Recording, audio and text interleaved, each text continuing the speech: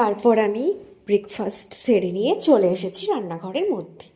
তো দেখো, আজ এসছে বাজার থেকে মাছ এসেছে। তো মাছটা হলো যে কী মাছ বলো তো, ছোটো ছোটো ট্যাংরা মাছ।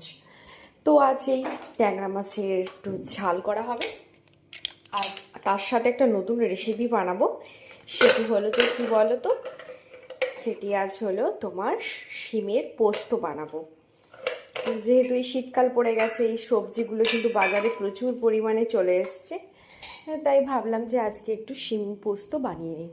নরম নরম শিম দিয়ে কিন্তু বেশ ভালো লাগবে খেতে। ফার্স্ট টাইম, তো এই শীতে ফার্স্ট টাইম করব, তাই তো কিছুই তেমন মশলা লাগবে না। জাস্ট শিমগুলোকে একটু ছোটো ছোটো করে কাটলেও হয়, বড় কাটলেও কোনো অসুবিধে নেই। তো মাসি ভুল করে ছোট করে কেটে দিয়েছে। তো সুন্দর করে শিমগুলোকে একটু তেলের মধ্যে একটু হালকা করে ফ্রাই করে নিয়েছি।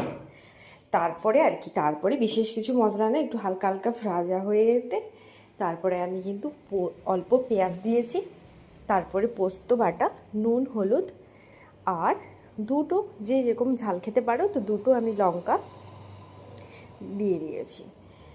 তো এইভাবে কিন্তু জাস্ট ভালো করে নাড়াচাড়া করে তারপরে জল দিয়ে আমার কিন্তু রেডি।